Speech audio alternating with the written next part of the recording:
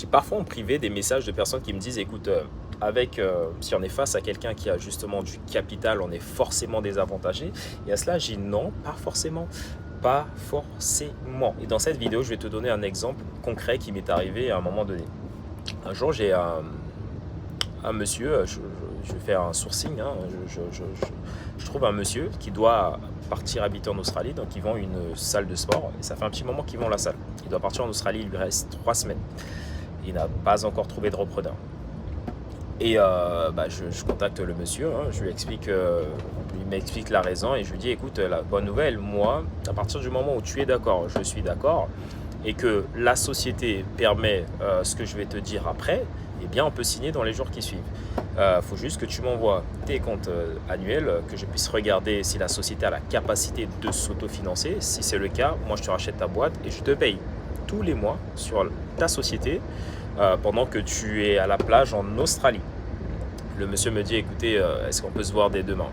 C'est simple, parce qu'en fait, en termes de valeur ajoutée, tu es forcément mieux placé que celui qui va passer par la case traditionnelle, à savoir le fait d'aller voir une banque, de mettre 20 à 30% d'apport, que la banque étudie le truc. Et d'ailleurs, avant que la banque étudie le truc, tu dois faire des business plans et compagnie, et ceci et cela. Et une fois que tu vas voir la banque, faut compter 1 mois, 2 mois, peut-être même 3 mois, si tant est que celle-ci accepte de te prêter. Donc autant te dire que ce monsieur-là, qui a déjà essayé de vendre depuis un petit moment, mais qui n'a pas eu de retour pour l'instant, est extrêmement pressé. Il a 3 semaines, mais pas plus. Et ce monsieur doit partir.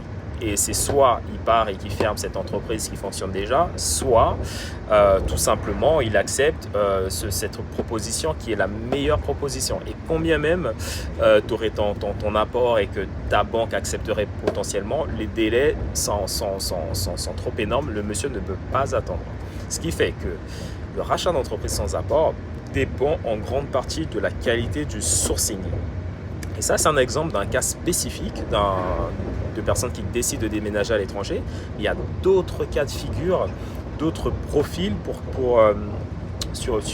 avec qui justement c'est plus intéressant d'accepter des paiements différés qu'un paiement entre guillemets en mettant 20 à 30% d'apport, etc.